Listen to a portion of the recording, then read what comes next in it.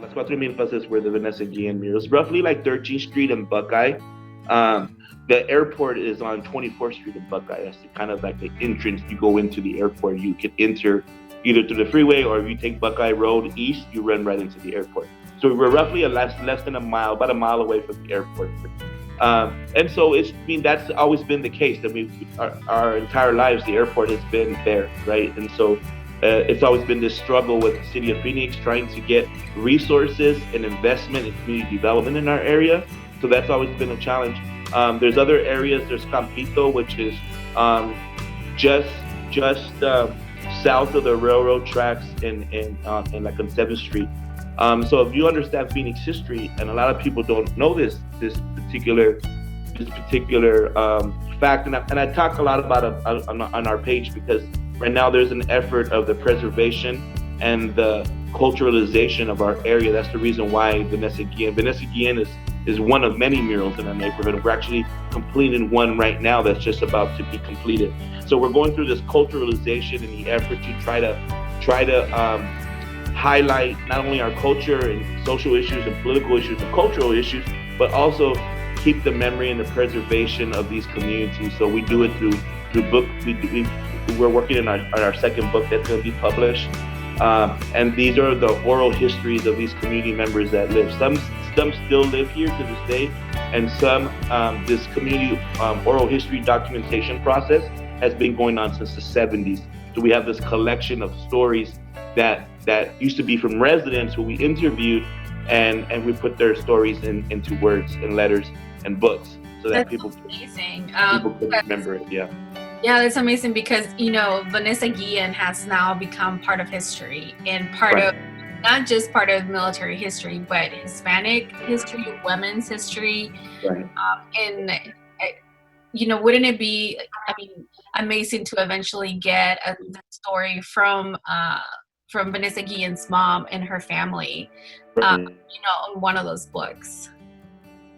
No, it's a story that has to be told. Not only the story has to be told to hold people and entities accountable, especially when we're talking about power like the military and our government. So definitely that story is so important. I think that's why it resonated a lot with our community, is because our stories have never been told, and they've always been ignored. Just like Vanessa's voice was ignored, we have been feeling ignored in our community for decades, and it's always been the challenge of dealing with people who have the power to reinvest in our community. And I think that was one of the main reasons. Not to mention, a lot of us are fathers. You know what I mean? I have 2 daughters. Blas has daughters. AJ has a daughter.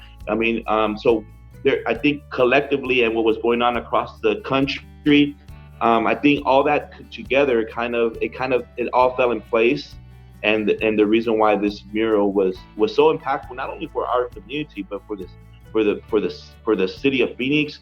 I think every Spanish language media coverage covered it. Every local channel 10, 12, 15 news people covered it here.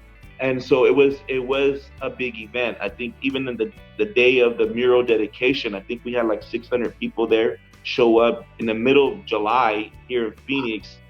And it was amazing, you know what I mean? In the middle of a pandemic, and making sure everybody was safe and all that. So that was, I think that was the reason, and that's how everything came about, is because not only her story, but along with our community, we're dealing with a lot, and we're trying to preserve a lot. And I think that's why it meant so much to us, because people always ask, it's actually it's a tool for us to utilize, because people ask, like, why Vanessa again, and she's not from Phoenix. And I think it's an opportunity for us to say there's a bigger message here, right? There's a big message when it comes to making sure that the unheard are heard, and that people are held accountable.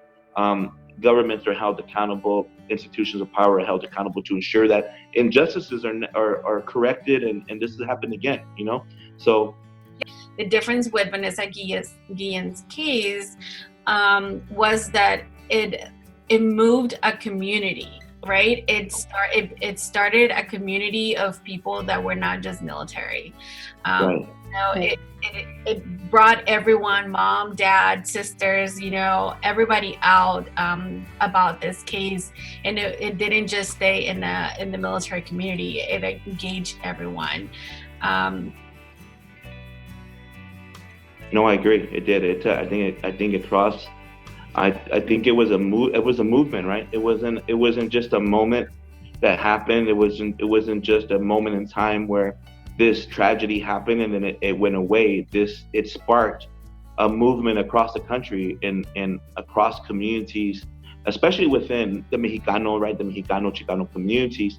People Right. really resonated with this story, and from California to Phoenix to Texas to New Mexico, everywhere. So I think it was very much something. It was important. It was very important. So I'm glad that you guys reached out. I'm glad that you guys um, took interest in the mural. I know the artist, when he began to come up with the idea.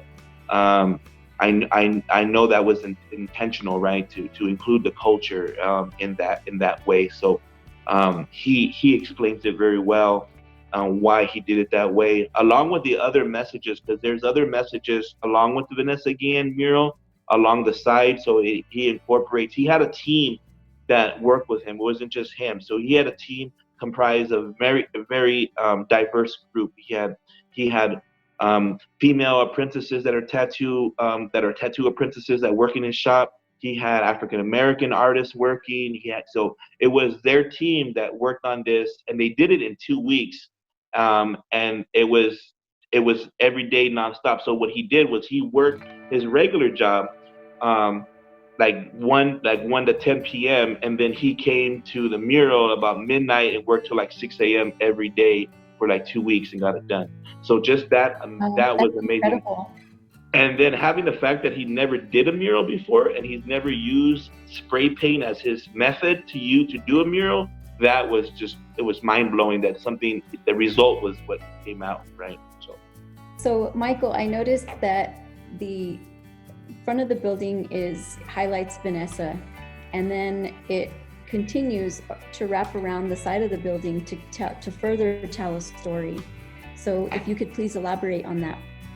Right. Again, I really do think that it goes back to just the importance of this community and the fact that for many years, the challenges this community faced, right? That it faced from the development that's coming, the continuation of being ignored from the city of Phoenix for long periods of time, the relocation and displacement of our community, and so the message that went alongside the Vanessa Guillen mural was just that was a sense of culture, a sense of pride, a sense of message of what's resonating right now across the country. So there's signage towards Black Lives Matter. There's signage towards missing women, like missing Indigenous women movement. There's reference to just the whole separation of families and ICE and abolishing the ICE. I'm trying to think what else. There's representation.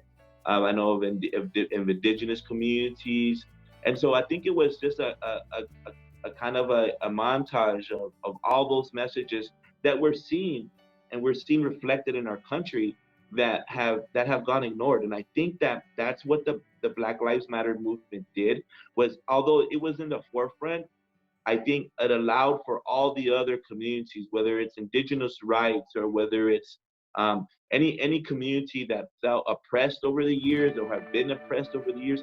It was an opportunity to attach themselves to the BLM movement and begin to share their stories, share their voices. And Vanessa Guillen allowed us to do that as well, because of the Vanessa Guillen, that injustice, that lack of accountability at the highest level. That's the reason why it resonates so well with us. Just because we felt that as well as a community.